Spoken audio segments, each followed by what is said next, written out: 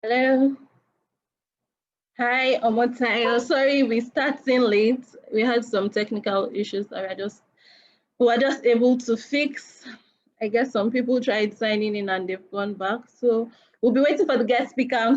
I don't know if you're hearing me, but my name is Feikemi Aduru Bangbam, and I'm the founder of Speak to Transform. I guess I'll do a better introduction when Lamde comes in. Hi. Hello. Hi. So sorry about the hitch. I actually Oh had my a different goodness. experience before. Oh No, my it's goodness. okay. Finally, at least. Yes, I'm sure some people tried signing in and they couldn't get through. But anyways, Finally. we can start. And will you like to turn on your video, please, so that I can see your face at least?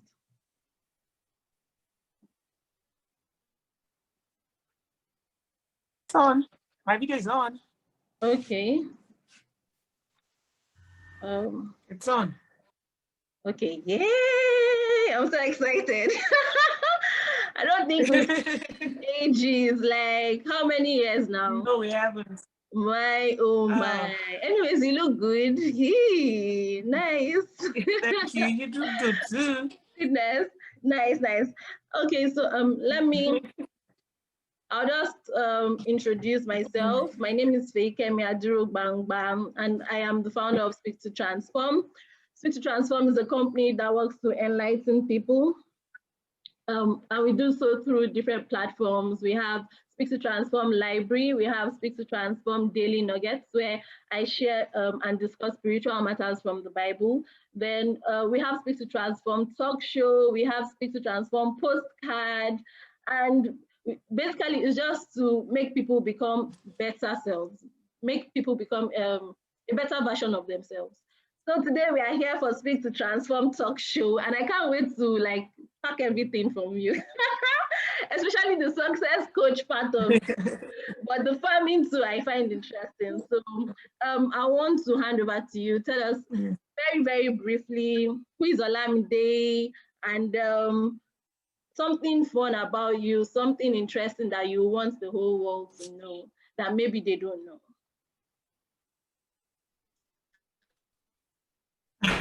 Really?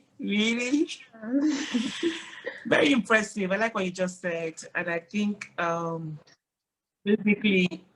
basically when we open our mouths to speak, we should be able to use to edify other people. And I like the idea of the Speak to Transform. Oh, Very impressive. It's a good thing that you're doing. Thank So my name is Olamide, and I'm a simple farmer and also a success coach. And loving thing about me, I don't know. I think I'll leave that for you to decide. Maybe no, after we finish. No, and then you please guys tell can us. decide, okay, what is so loving about life? You want me to hype myself? Yeah, no, You want me to hype myself? Why am I hyping myself? Something fun, something that you think, other people don't do this. Okay, something fun about you. Okay. What is it that is fun about me? I talk a lot. Interesting. I think that is the fun. I think that's the fun aspect of me. I talk a lot. Okay. And if you leave me, I could talk the whole day. Wow. So are you sure you're About not meant to serious be issues, the though. one doing the speak to transform? Maybe you're meant to be the one doing the speaking. No, this network. Network. Oh my God. Wow. Hi, are you there?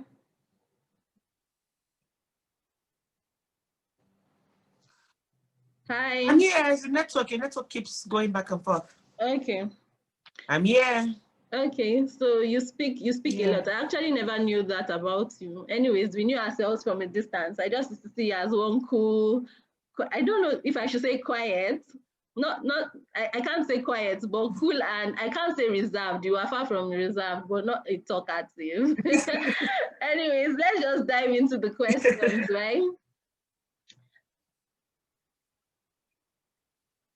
Okay. I'm ready. So what influenced your choice Bring of it up. what influenced your choice of career, particularly farming, and how long ago did you start?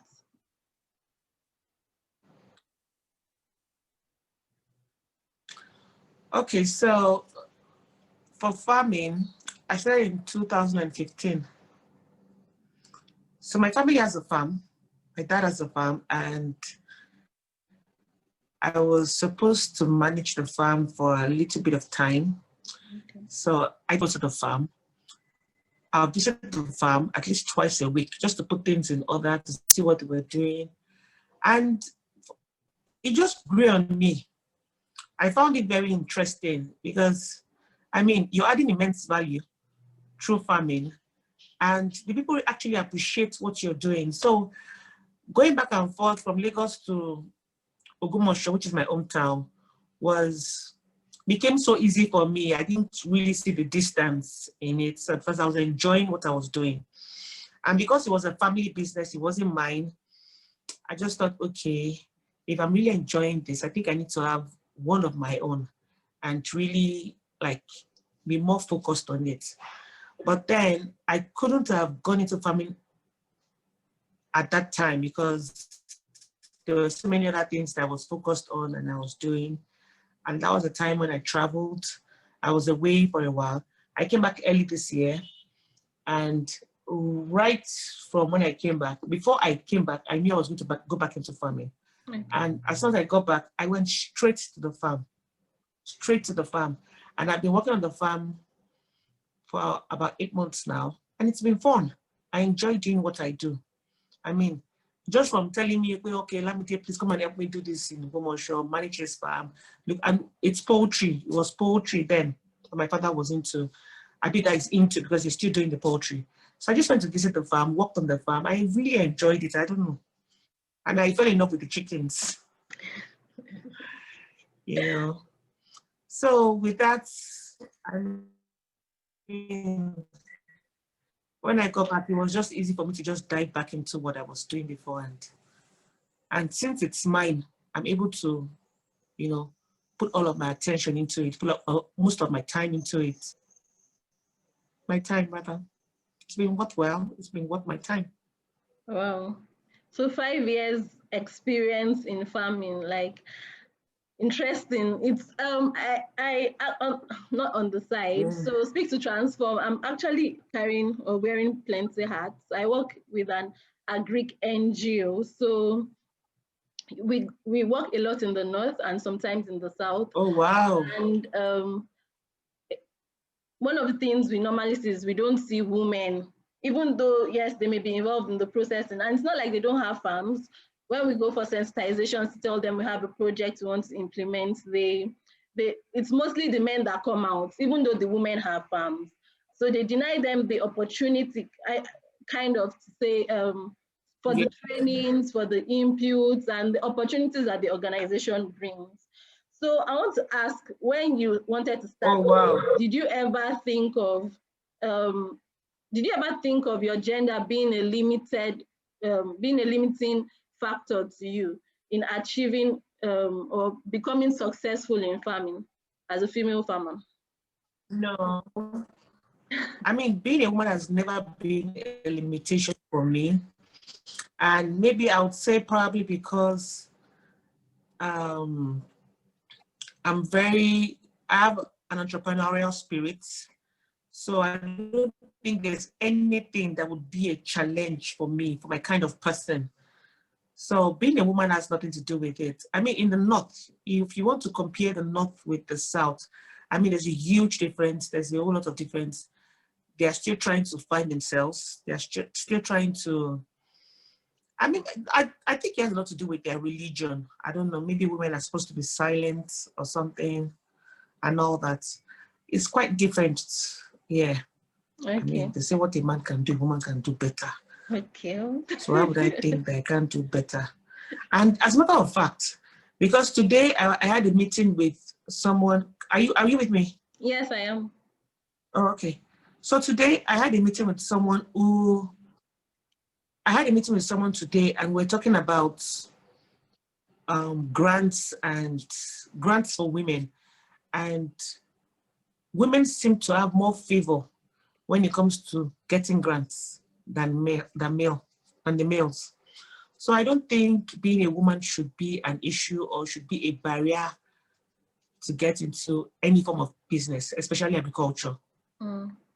And maybe if you're thinking, some people want to get into agriculture, maybe they're thinking of the hard work and all that. I mean, that can be a barrier too, because you don't necessarily have to be the one doing the hard work and all that. You employ people to do all that. So I mean, there are no limitations for women in agriculture. No limitations at all. I like that mindset. I like that mindset, like no limitations for women at all. It's very no limitations at all. Yeah. So what challenges have you experienced as a farmer? Okay, so basically, we live in a developing country. You know, Nigeria is such a developing country, and I think that is where the challenge lies. It's not just agriculture; it cuts across every single sector in Nigeria. Is it the agricultural sector? Is it the educational sector? Is it the hospitals? That's the health. Name the sector in Nigeria that does not have challenges. No, seriously. Even with the government policies, there are challenges. Okay, so recently, let me give you an example. Recently, because I'm into poultry, as in that's one aspect of agriculture that I'm into. Okay. I'm into poultry, and you know, when we make chicken feeds, even for my piggery, where I have a piggery too. Even for the feeds we give these animals, there has to be corn in these feeds. And whether we like it or not, Nigeria is far, far behind when it comes to mechanized farming. So they still have to farm the normal way, the normal subsistence farming, where one person is farming on 1 acre, one person is farming on 1 plot, one person is farming on 3 plots. And the big farmers that are farming this corn are not so big. But okay, you say you're farming 500 acres, you're farming maybe 200 acres. That is about what they do. So we have to import corn from other countries to supplement. Yes, we have to import corn. That's a huge problem. We have to import corn to supplement the feeds that we give to animals, because the supply we have is lower than the demand. Demand is way high, and there's no alternative for corn. Wow. There's no. We need more farmers. Wow. That's a challenge. We need more farmers. We need more farmers. We need mechanized farming. We need government policies to match up with what exactly is existing on ground right now.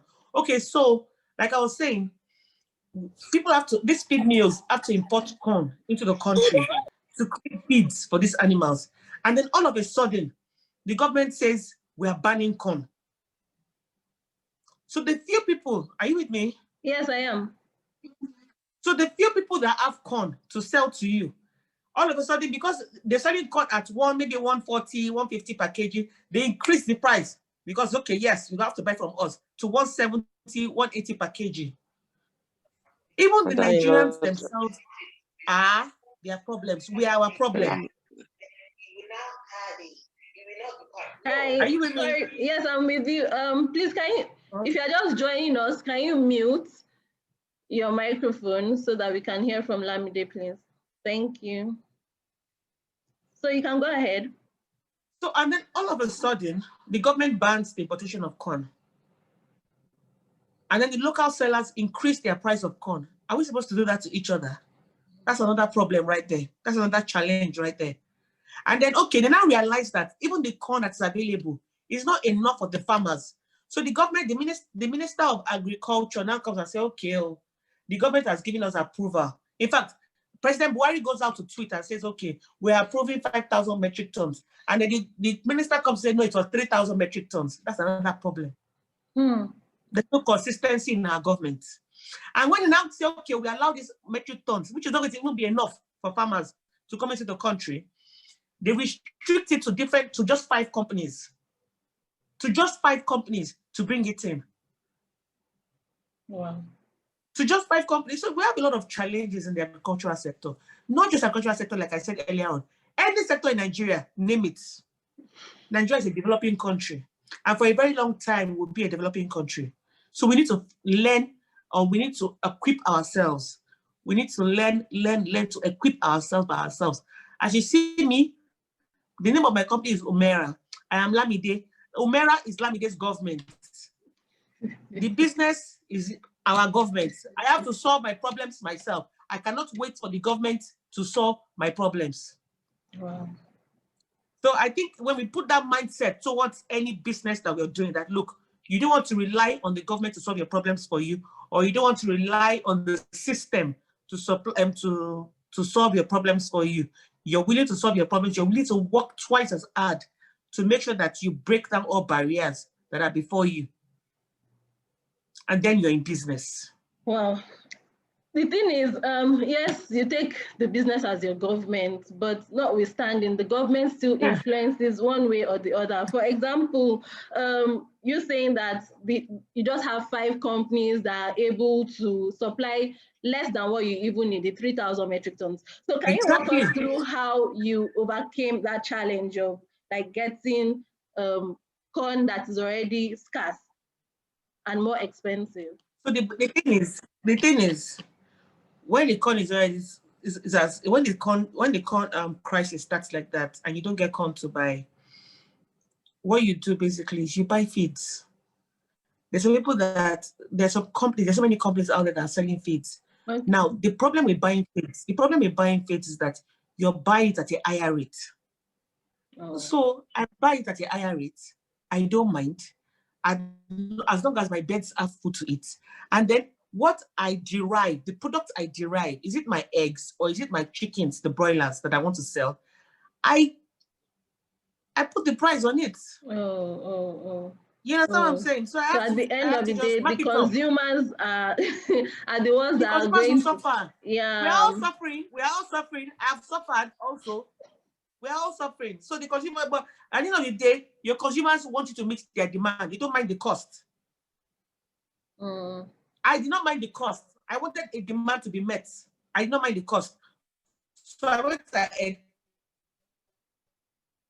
to scale up and bought the expensive feeds. And so at the end of the day, you want to have a party, right? You at 900 per kilo. It's now 1,000 naira per kilo. To you, you might think, oh, it's just 100 naira difference. It's a whole lot of difference. You won't mind. Won't you buy the chicken? I will. At a point, rice was 3,000. From there, 5,000. Now, we're even producing rice in our country, and yet a bag of rice is 26,000 naira now. Are you not buying it? So the consumers are the ones suffering. I mean, we are all suffering. Every single one is suffering. I don't think a lot of people actually know the intricacies. For example, everybody just says, oh, this government, Buhari. But now you've broken it down and you're showing us like the ripple effects across the value chain. Yes. Wow. Yes. Wow. Wow. Wow. Wow. That's all that is just coming to my head right now. So in what ways can farming become more attractive based on all these things you have said? Even though you said you're having fun, it doesn't. Yeah, there's no business. See, I've said earlier on, Faye, there's no business that does not have its challenges. Yeah. There's no business. And let me tell you something, agriculture has a very long value chain. Yeah. Has a long value chain. Okay, let me give you an instance. I do broilers. That's chicken for meat. They are the people who breed. There's a group people. There's a company X that breeds the chickens. The breeders. They have the breeders. They have the parent stock that produce the eggs. They have the incubating machine to create the chicks. They create the chicks. They don't raise the eggs. There's a middleman. All these people are involved in agriculture. There's a middleman that I will call and say, okay, you guys are going to have birds next week, Tuesday. How much are the birds? This person that does not have a farm, that is going to talk to that other farm on my behalf and say, okay, I'm going to help you book 2,000 birds. That person is in agriculture. That person will probably mark it up by 10 naira or 20 naira. He's making profit. You can imagine if that guy has a booking of 100,000 birds in 1 week. Wow. I don't know if you understand what I'm saying. Yeah, I get. So there's a different company who is breeding. You understand? There's a different person who has a company, who is the middleman, who is going to help you book for these chicks. That person is also in agriculture. There's a different, when they bring the birds to my farm. Hello? Hi, I'm hearing you. We are hearing you. Okay, so there's a different person who will bring the birds to the farm. There's another doctor that will come and say, okay, let me come and check what has happened. Let me check your delivery. Let me check your beds. Are they okay? Blah, blah, blah. That person is also in agriculture. That's agriculture. Now, I'm getting my feeds from a feed mill. I'm probably getting it from Top Feeds. I'm getting it from Hybrid. Or I'm getting it from Hendrix. All these people are in agriculture. It's a value chain. Mm. So I raise the birds. I take care of them. Then when they get to table size, I probably process myself, or I send to a company who processes. That company too is also in agriculture. And the person who owns a farm shop and says, okay, well, I have a farm produce shop and all that. I'm selling chicken, I'm selling beef, I'm selling this. That person too is also in agriculture. It's a very long value chain. You understand? So it cuts across every single aspect of agriculture. Is it even crops? Even crops, same thing. For instance, we do cashew. Okay, so where I don't have the cashew trees, you come. So we take off the cashew nuts when they're mature. We take it out of the trees and we sell to a different company. Okay, this is all our cashew nuts. We have 10,000 kg this harvest season. Take our 10,000 kg. This trader that has bought it from us will now go and look for the international market to source it out to, or probably sell it to another local market in Nigeria, and that local market will sell it to the international market. That is still, it's a long value chain. Yeah. It's a long value chain. So why not be involved in it? So it's not like, and you can't do everything. You can't. It's not possible for you to do everything. I mean, it's attractive. It's fun. So that in itself, the fact that it's long is also, it has its disadvantages and its advantages, because at any point in time, if there's a problem with one actor within the value chain, everything gets disrupted from beginning to the end. Exactly. Wow. Exactly. For instance, during COVID, and most people are not able to transport beds. You can imagine those people with the parent stock, whether they like it or not, they must incubate those eggs, whether they like it or not. They must have chicks. On Tuesdays and Thursdays, they have chicks. Because it's a system that is running. It's just like what happened to the oil market. Okay. When there was nothing they could have done with the oil that was coming from the ground, they can't stop and say, okay, we need to stop producing oil. So there was wastage, and that was why the price of oil dropped. Yeah. So like you said, when there's a problem in the value chain, during COVID, these people had excess chicks. On my page, on my Instagram page, where I showed where people were pouring away eggs. Yeah, I think, I saw that. My gosh. So you understand. So sometimes there's issues, you lose money.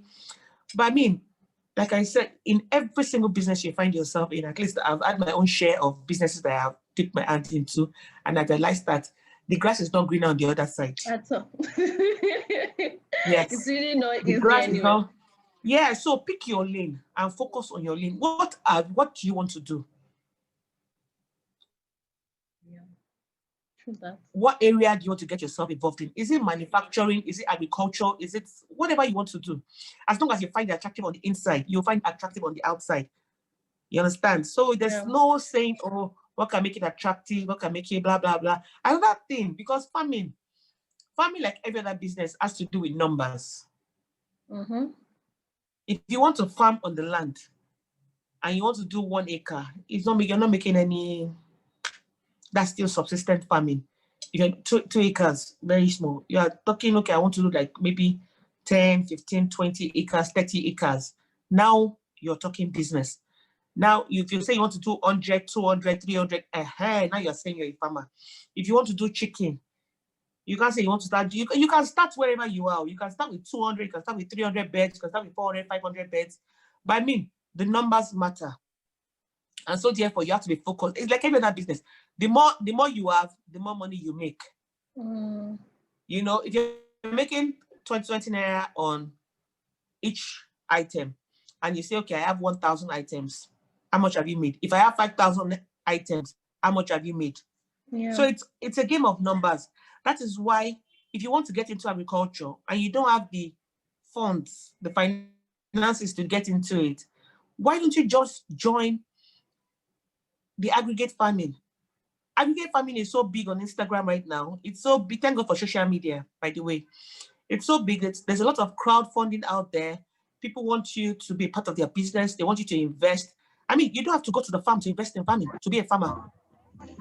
You know, you could always invest. You could join investment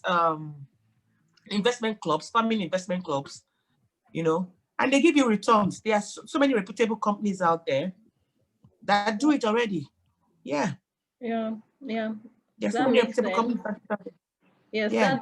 If I'm to take anything from you, it's what you just said about the aggregate farming. So I hope people who are interested that are listening or will listen later will take that home. So in Nigeria, you mentioned something about people throwing their eggs away. I saw that video and I was like, wow, like there were lots of eggs. So now my question then, I don't know if you said anything about insurance. Were those farmers insured? Okay, so the thing about it is a lot of, you know how we run our businesses in Nigeria. There's some people that just like, oh, what do I need insurance for? The insurance just taking my money. But insurance is very important. Insurance is important because when you run at a loss, I'm not talking about, it's not even about the eggs because you're not insured on that. You're not insured on things like that. Okay. You're insured on real damages and loss of birds. You understand? So, for instance, let me give you, when I was working on my father's... Sorry to cut you short. This is me wanting to understand better. Why not the eggs and why the birds are not the eggs? Or why not both? They wouldn't, because that's the product you're producing. You're producing the eggs, right? Okay. They expect you to sell the eggs. Oh, okay. So that's not, they would insure eggs. They will insure the farm itself. Okay. They would insure the structure. They would insure the beds. Okay. You understand? Because any outbreak, there can be an outbreak. If there's an outbreak and it affects your beds, then you're covered. Okay. But not the eggs. It's like saying you want to insure, it's like saying you want to insure the pure water you're about to sell. Okay. You can insure the machine. Okay, cool. Point taken. You understand? You can insure the machines that now you grab, right? Yes. All right. So what was I talking about? The insurance. You said a lot of people don't get their businesses insured. They don't take it seriously. Yeah, a lot of people don't take it seriously. So I tried to take insurance very seriously because there was a time insurance expired on my dad's farm and I made it a point of duty to renew the insurance. And believe me, it was less than a month after I renewed the insurance, there was a huge storm. Wow. And the building went off. The roof went off. And of course, that was the insurance company business. They had to take care of it because that was an act of God.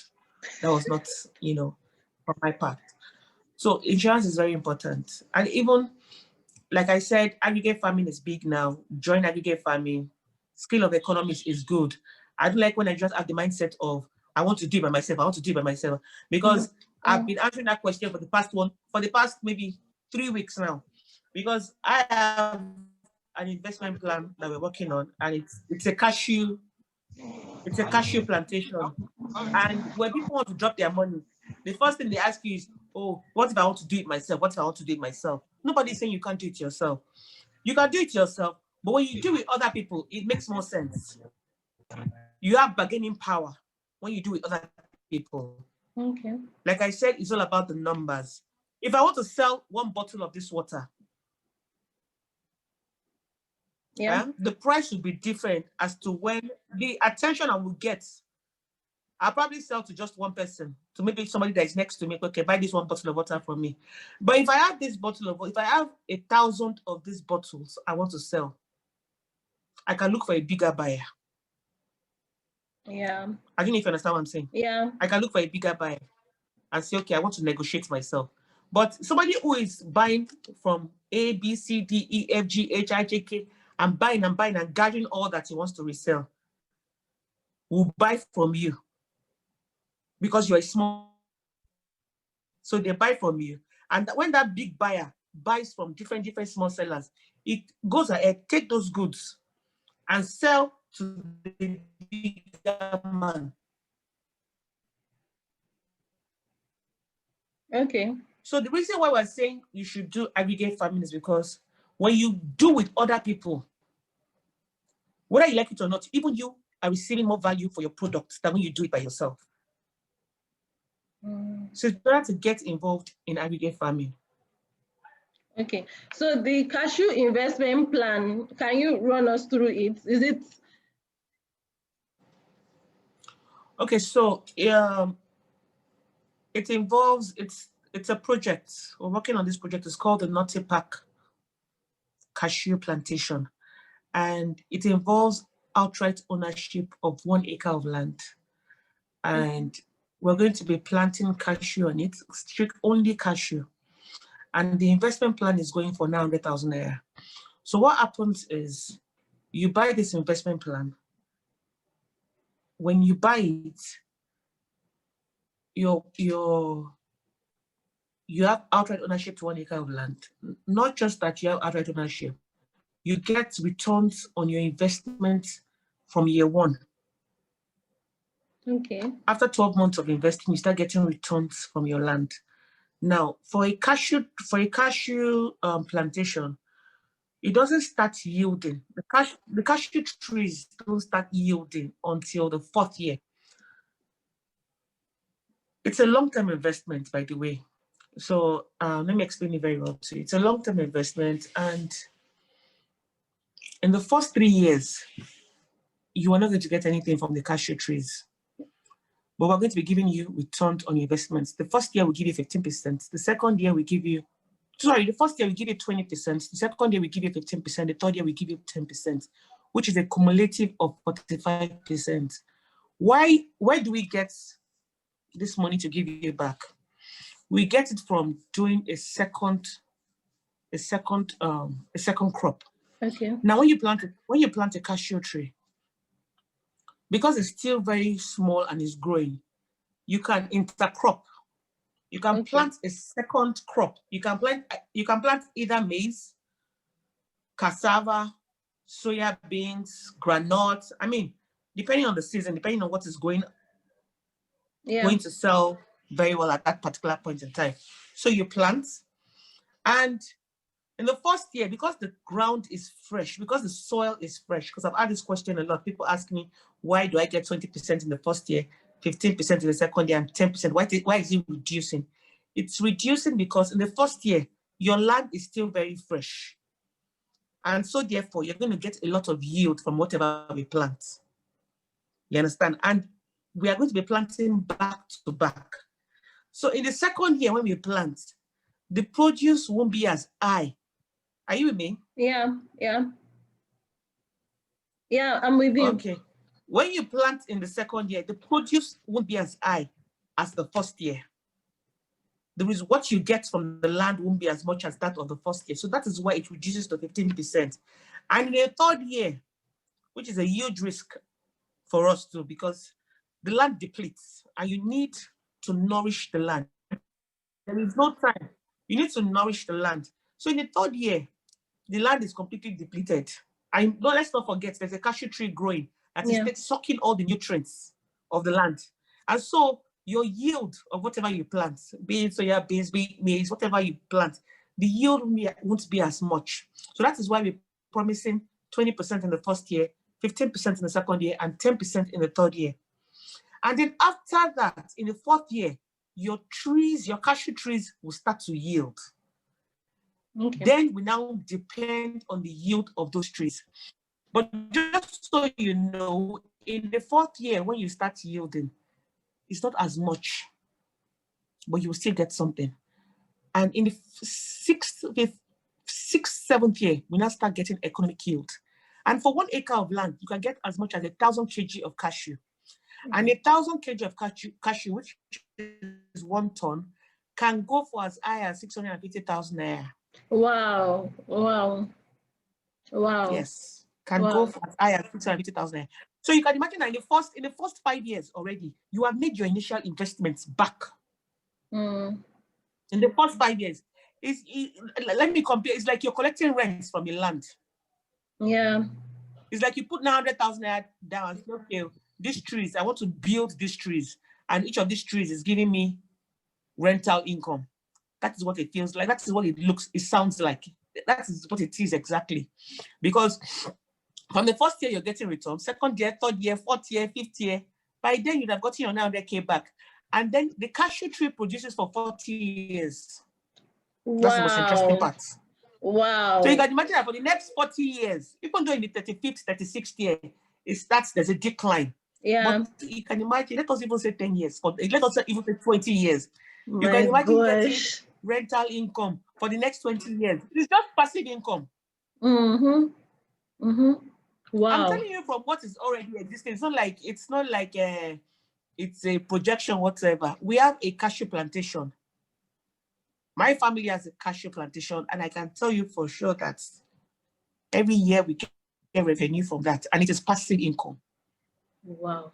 It's just passive income. Now, if you want to say, okay, I want to get real wealth from this, that's when I'll say, okay, maybe I want to do 50 acres, I want to do 100 acres, I don't need to get what I'm saying. Yeah, I completely I had to lean in, like, is this for real? Yes. Like, there's so much opportunities here, right?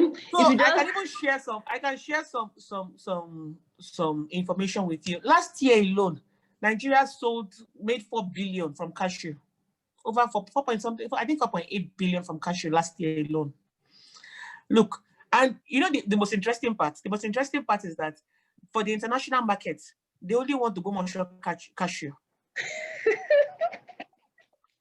This is like, seriously. What other places do we have? Do they plant cashew in Nigeria? No, they plant cashew in Kogi, in Ilorin, in other places. But you see, I think it's the climate, the peak. There's the climate of Ogbomoso. I mean, the topography, the way the land is situated. Okay. There's the direction towards the heavenly places, if I may say. Wow, my goodness. You know, gives us a particular kind of advantage. If you come to Ogbomoso now, there's so many Indian people living in Ogbomoso. Because you know what the Indians do to us? They come to Ogbomoso, they buy our cashew. In fact, they go into the villages now by themselves to buy the cashew, and they export it to their country. Shame on us in Nigeria, shame on us. They export this cashew to their country, they process it, and now send it back to the United States, send it to other countries, to Europe and all that. So you can imagine what we are working on right now, because we just acquired 5,000 acres of land. And we're not going to stop at 5,000 acres. We want to get to a point in the cashew business where we're determining the price of cashew for the international market. And we also want to get to a point where we start to process. I mean, I'm not promising you investors, whoever wants to invest in this group or whatever, I'm not promising that just yet, because this is just a plan. I mean, this is a talk show, so I'm committed. So we want to get to a point where we have our own processing factory, where we don't have to rely on the Indians to take our cashew to go and process for us. We want to be able to process it ourselves and export it ourselves to these countries. Well, so we want to add the value to it by ourselves in this country. So there is currently no value addition in Ogbomoso, or are there some and they are dysfunctional? I mean, they have the local way of processing. It's not sustainable. Okay. You can't do the numbers. You know, it's not sustainable, and you can't. You're talking huge numbers. You're talking in the metric tons. Yeah. You know, So just the way we imported corn was so able we to just remove have how many thousands, millions. we just the processing is still at the subsistence level. That's what you're saying. All over Nigeria with regards cashew. With regards cashew, I mean, we have people in Ogbomoso that have 200 acres, 100 acres, I mean, 300 acres. I don't think there's no one in Ogbomoso that has a single block of even 2,000 acres of cashew. Wow. Do you know they kill themselves over this cashew in Ogbomoso? Wow. Wow. Yes, because people see, that's one of the things. You can't even do it yourself. People go to steal cashew from other people's farm to sell. That's how lucrative it is. There was a very bad year, I think that was 2017 or 2018, where a ton was going for 200,000 naira. 200,000 naira. Please tell me, even if your cashew is going for 200,000 naira per ton, is that not still a good deal? I think you get what I'm saying. This is so enlightening for me. Do you know what I'm going to do after this talk show? I think I need to go and read up on cashew. Let me call my husband and yes, read up. Like I need to go and read up on this. The Nigerian statistics for exports, what the Nigerians did in exportation of cashew. It's not just cashew. You know, cocoa is big. It's not just cashew. We know cocoa is big. Cocoa is big. Sesame seeds are big. Okay. You know, there are a few items that are big like that. Even ginger is big. Yeah, I've heard ginger is big as well. Ginger is big. So you just have to pick a lane. I'm from Ogbomoso, man, and what we have is cashew. That's why I picked that lane. So we are running. Oh my God, we are running out of time. We haven't even done. My goodness. Okay, so let's because the show is for 1 hour. I can see what you said. Your fun fact is really working. It has infected the show. Like we've spent even though we didn't start early because of network, but my gosh, we still have some questions. So let's just run through. So there is a rise of people. Now we are switching to the queen part, to the success coach part. So there's a rise of people in the coaching industry. Okay. Does this mean that people are now seeing the need for coaches? Or do you think people are just jumping the wagon and like, okay, I'm a coach, I'm a lifestyle coach, I'm a success coach? What do you think is influencing this rise in the coaching industry? You know what I think? I think people are beginning to realize that there's a need for it. You see, the Bible says, out of the counsels of many, there is wisdom. There's a Yoruba saying that says, I don't know if I'm getting it right, please just permit me if I'm on this, that says, I can go. Meaning that you cannot be wise on your own. At all, you cannot. At all. So whatever you do, you need counsel. There are times that you need people to coach you through life, depending on which area. It could be through, it could be through your lifestyle. It could be a spiritual journey. It could be a marital journey. It could be a business journey. I mean, I know people that have coaches for every single area of their lives. Are you kidding me? And Nigerians, one thing we fail to realize is that I know that people. Hi, is she there? Network. Okay. People have abused the word coaches, the word coach in Nigeria. I know people have abused it, but let's face reality. People have abused. There are doctors who have abused their positions. There are teachers who have abused their positions. There are nurses who have abused their positions. In every walk of life, you find that there are people who have abused their positions. Maybe because coaching is new and people feel like it's an easy way to cash out and all that. Yes, people have abused it. But when time will tell. Time will tell, because one way or the other, if you're not meant to do it, you get burnt out. Yeah, absolutely. You get burnt out and you fall out of line. You understand? So you fall out of line. So I mean, whether we like it or not, whether people have abused it or not, whether there are too many people doing it or not, I think it's necessary. Yeah. I think Because I we all need heard, counsel.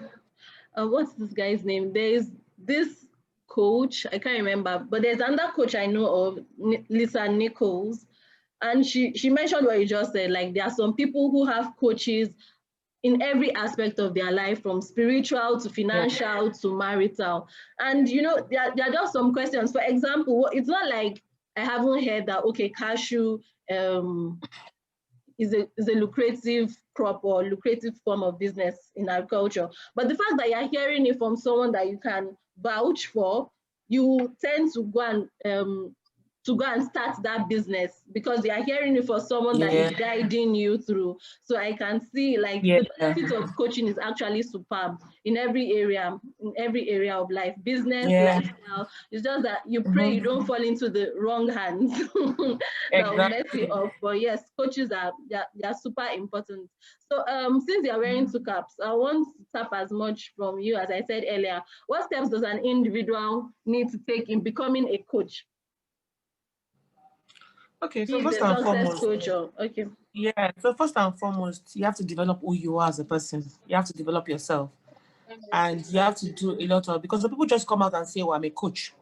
Because they've gone through something, they came out of it, and then all of a sudden they become a coach. If you listen to, you mentioned Lisa Nichols. Yeah. Lisa Nichols, if you listen to Lisa Nichols very well, if you've listened to her over time and time and time again, you hear her say that there was a time when she could not afford to go for conferences, and there was this particular conference that she went for over, I think she attended over 200 times. Oh, okay.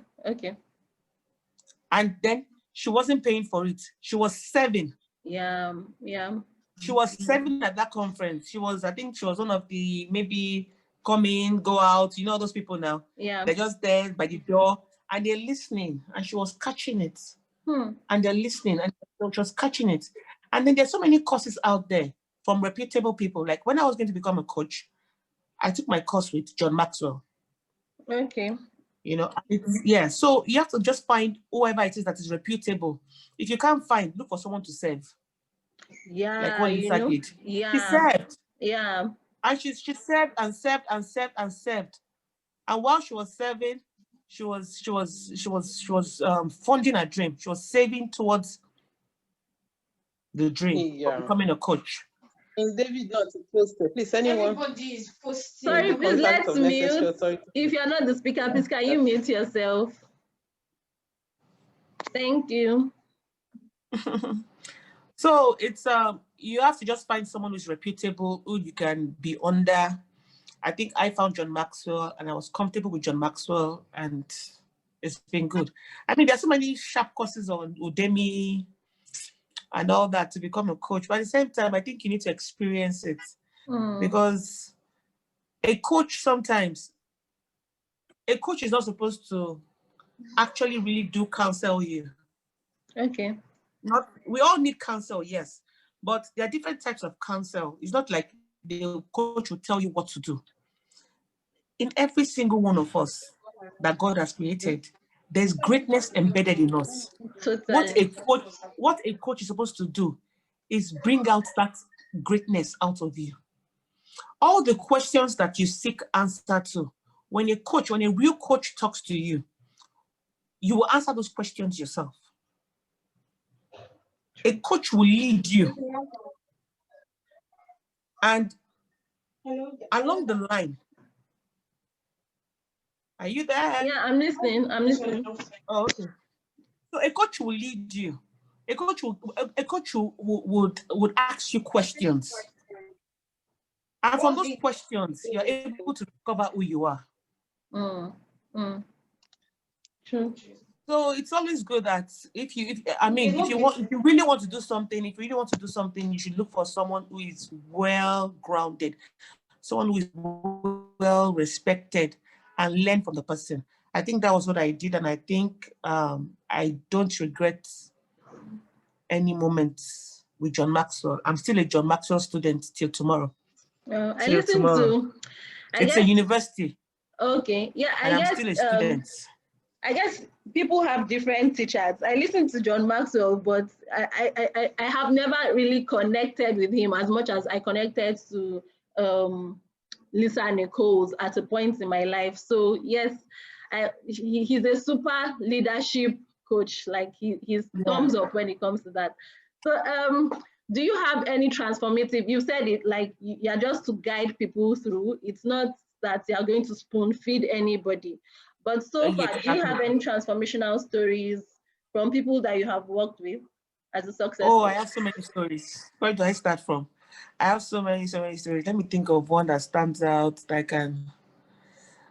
So many stories. I mean, it's difficult to share stories. Okay. Let me share this one. Okay, so I have this course, this 30 days success coaching that I do. Okay. And basically, I teach, and I teach you for 30 days, and I get to speak with you one-on-one. And there was this particular lady and that was coaching in this group. She had so many issues. I mean, it got to one of the days, I think it was day 15 or day 16. I'm not about to share issues anyway. Yeah. Day 15 or day 16, where I was talking about failure. And I was trying to make them understand that whatever you do in life, you will fail. For you to be successful in life, you need to go through a series of failure or must have failed in something.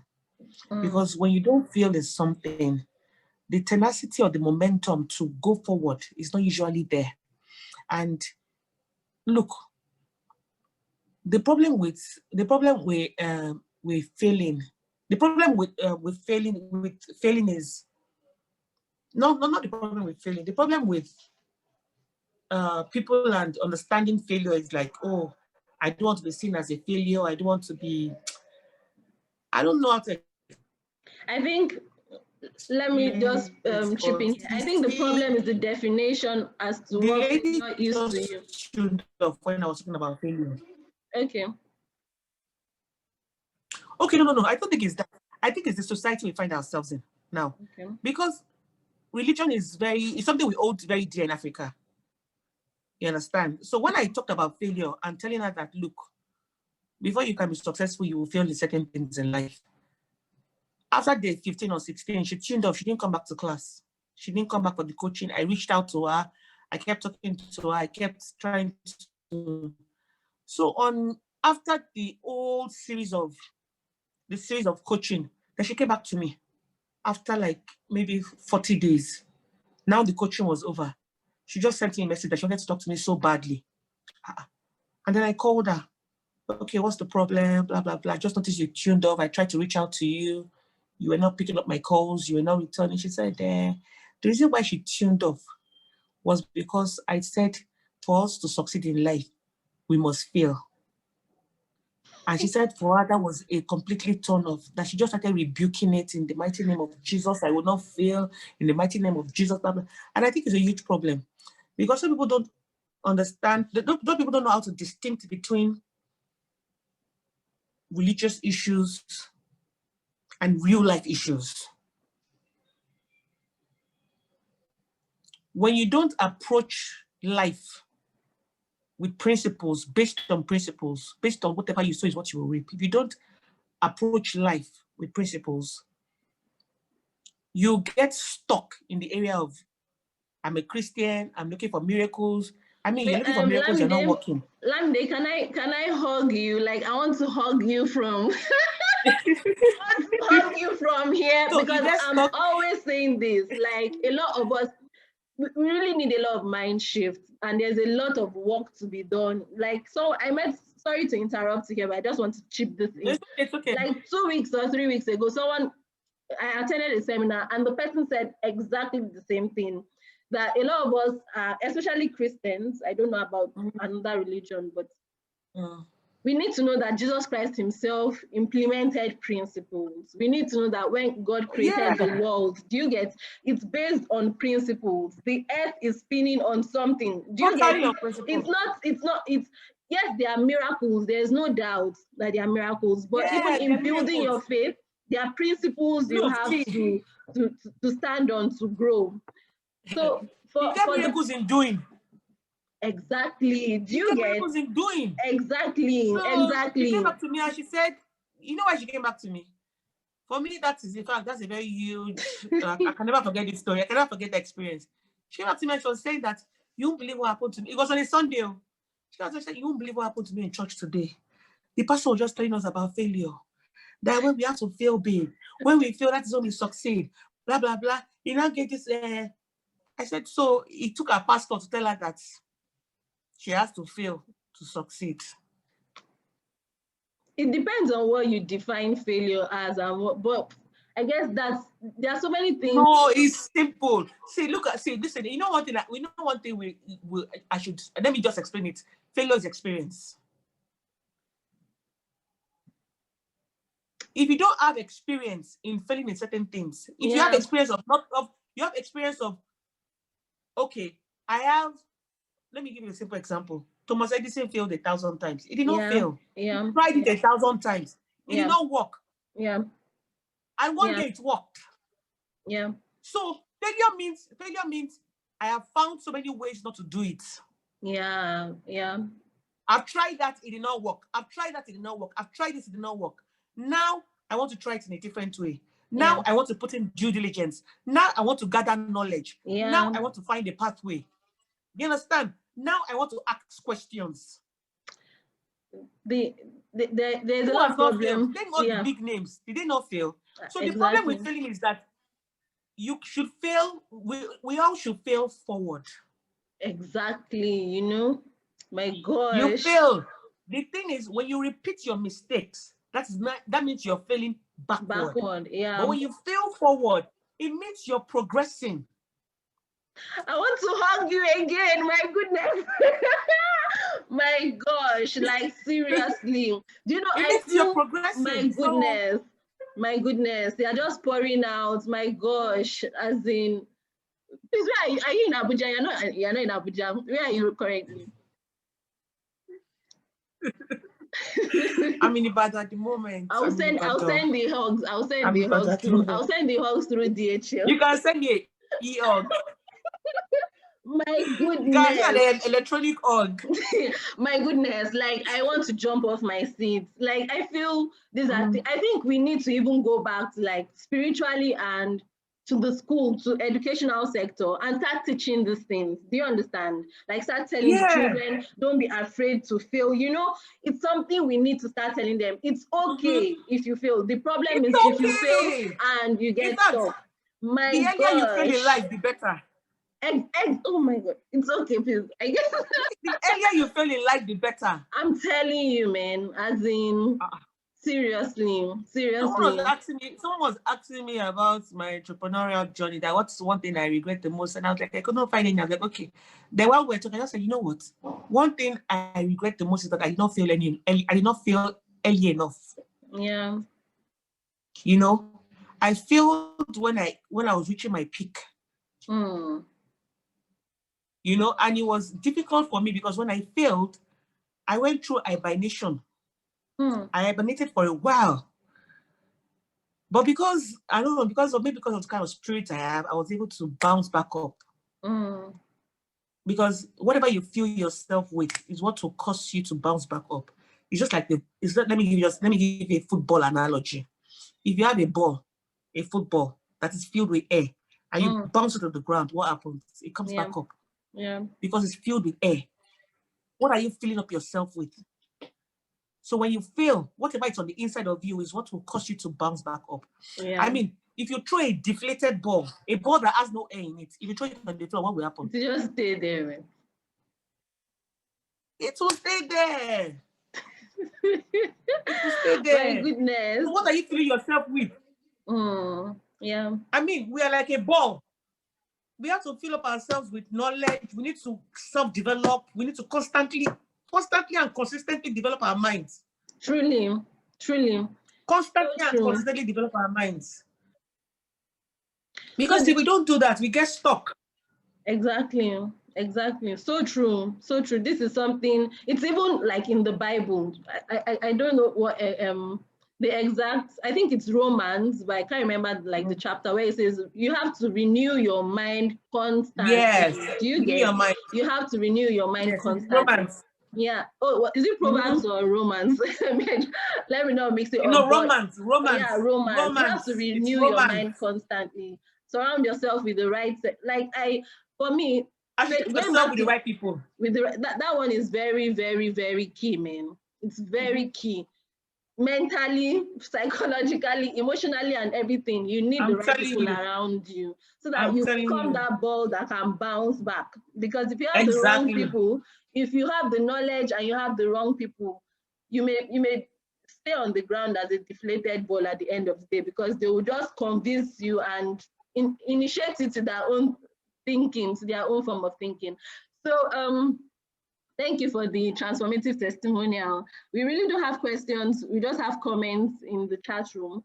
But I want you to say something that if people forgot everything you said, what thing will you want them to remember?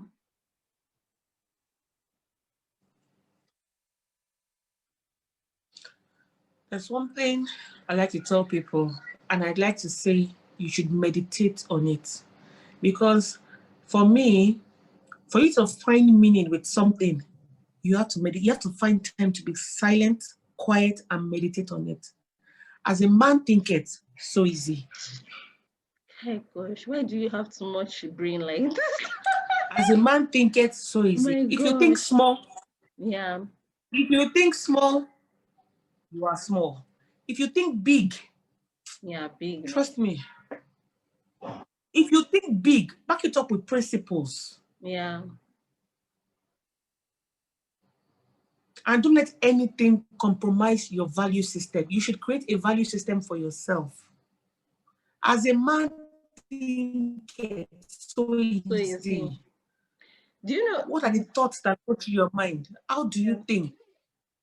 What is it that makes up who you are? What is your value system? Don't compromise on it. Awesome. Because when you compromise on it, you are just who you think. What you think, that is who you are. Yeah, it's powerful, man. So, Lamide, thank you super much. As I said, I wanted to hug you. I'll send you a lot of virtual hugs on WhatsApp, like 100 hugs. Maybe you even block me at the end. Like, this was awesome. I pray it reaches the wider audience. We are going to post this on YouTube, and it was really awesome. I'm happy a lot of people are springing up with this kind of ideas, that it's beyond. Yes, prayer is awesome, but prayer unlocks the ideas that will now start making it to build on the principles that God has said we should build on to become that person that He created us to be.